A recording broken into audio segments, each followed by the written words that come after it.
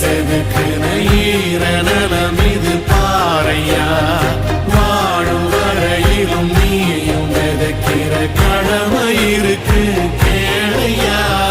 கோடி விளக்காயேந்தி கிடந்தேன்